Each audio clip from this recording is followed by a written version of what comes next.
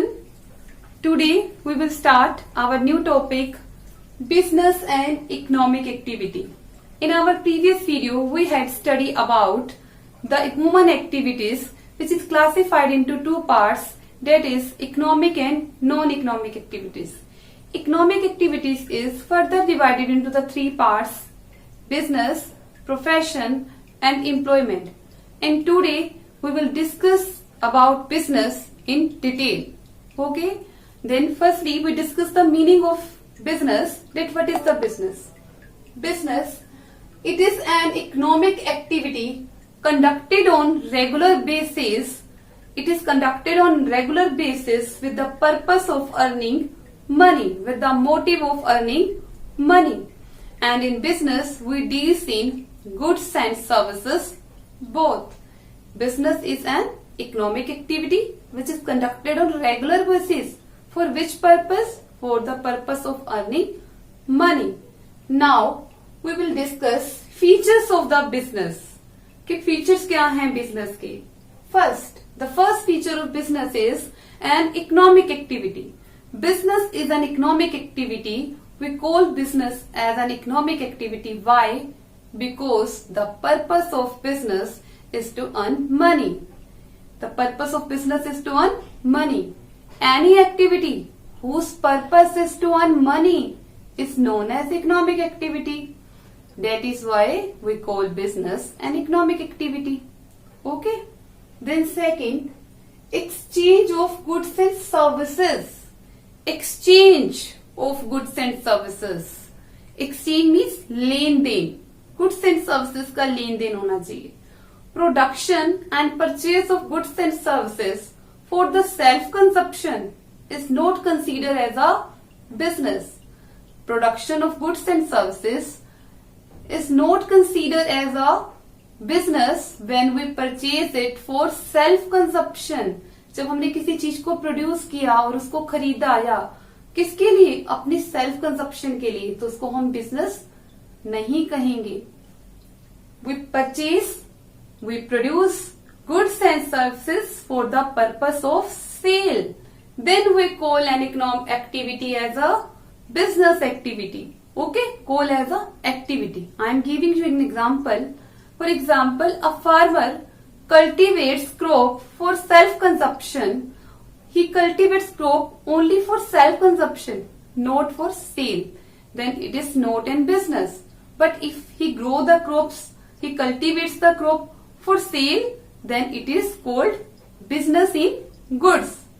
In the same manner, when an owner of a vehicle uses vehicle for transporting their domestic goods, then it is not business. अगर कोई भी owner है किसी भी vehicle का, वो अपने व्हीकल को अपनी सामान को, अपने घर के सामान को एक जगह से दूसरी जगह ले जाने के लिए यूज करता है, तो वो बिजनेस नहीं कहलाएगा. लेकिन अगर उसी ट्रांसपोर्ट को, उसी व्हीकल को वो किस लिए यूज करता है? बाहर के लोगों का, अदर पीपल्स के प्रोडक्ट्स को ट्रांसपोर्ट करने में यूज करता है, तो वो क्या कहलाएगा? Business in services. Here he gives the services, not the thing. चीज नहीं दे रहा यहाँ पे वो ट्रांसपोर्ट कंपनी, हमें जस्ट अपनी सर्विस दे रही है. ओके? तो हमारा क्या होना चाहिए? एक्सचेंज होना चाहिए गुड्स एंड सर्विसेज का. Then second, regularity in dealing. Regularity in dealing. The purchase and sale activities. The purchase and sale activity of a business is done on regular basis. Daily करना है हमें, ये regularly करना है. ऐसा नहीं कि 2 दिन कर लिया फिर बैठ गए. नो, हमें रेगुलरली करना है, तभी हम उस एक्टिविटी को बिजनेस कहेंगे. रेगुलरिटी होनी चाहिए हमारी बिजनेस में. ओके? हमारी बिजनेस एक्टिविटीज में क्या होना चाहिए? रेगुलरिटी होनी चाहिए. I am giving you an example. For example, we pursue car and sold our old car, then it is not an business. हमने अपनी पुरानी कार बेच के नई खरीद ली, तो ये बिजनेस नहीं है. हम डेली ऐसा नहीं करते हैं. बट आपने सुना होगा ओलेक्स. ओलेक्स क्या करता है? पर पुरानी गाड़ियां लेता है और फिर आगे लोगों को बेच देता है. रेगुलरली वो ऐसा करता है. पुरानी गाड़ी ली किसी से और आगे फिर नई बेच दी किसी को. तो उसका जो ये काम है, पुरानी गाड़ी लेना और फिर बेच देना, रेगुलर है. बट हमारा रेगुलर नहीं है, तो हम उसको बिजनेस नहीं कहेंगे। रेगुलरिटी होनी चाहिए परचेज एंड सेल की।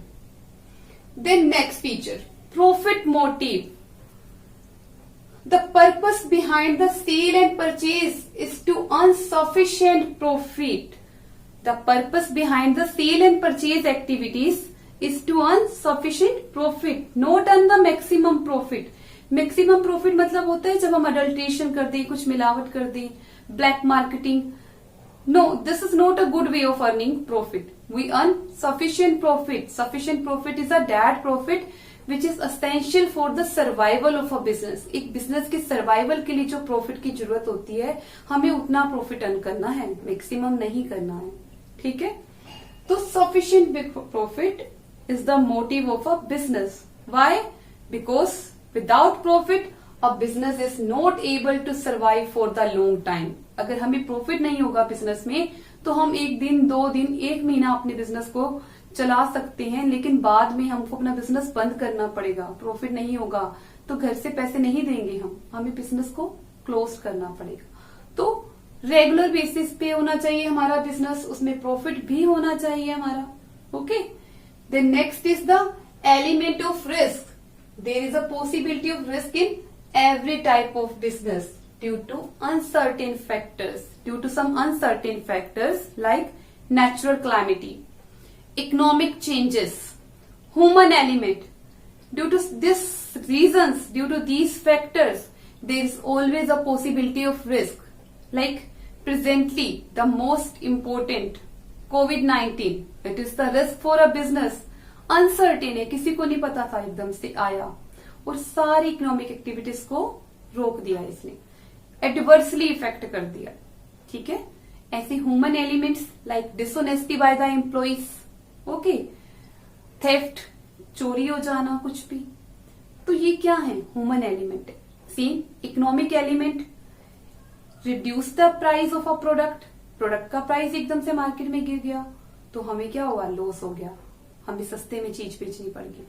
Change in the fashion, fashion change हो गया तो हमारा स्टॉक पड़ा रह गया, बिका नहीं। Change in the fashion also affect our business. Okay, so there are elements of risk in the business due to the uncertain factors. Okay, after that there is a creation of utility.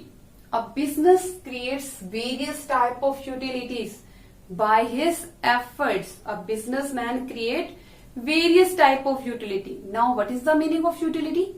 Utility means increasing the value of anything, like a carpenter can change the wood into the furniture. A carpenter can change the wood into furniture. उसने would को क्या किया? Furniture में बदल सकता है ना वो। तो अगर उसने वुड को फर्नीचर में बदल दिया तो they can increase the value of what?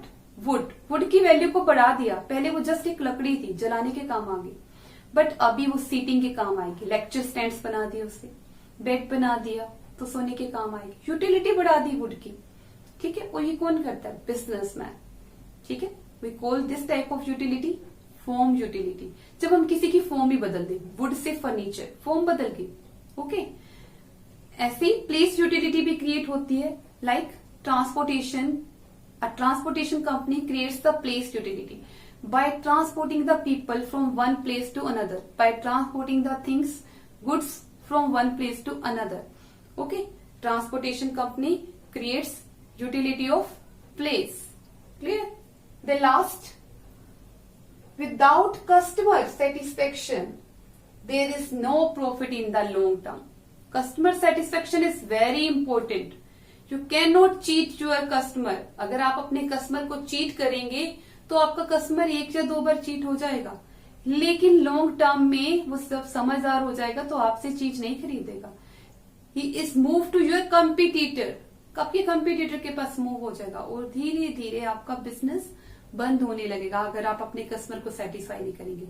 Date is why most of the companies giving the customer satisfaction after sales service to their customer so that their customer can satisfy.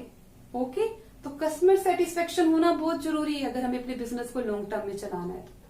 Without customer satisfaction our business is not survive. Okay, I think you can understand the meaning of business and its feature. Thank you very much. Take care. Goodbye. I have confidence.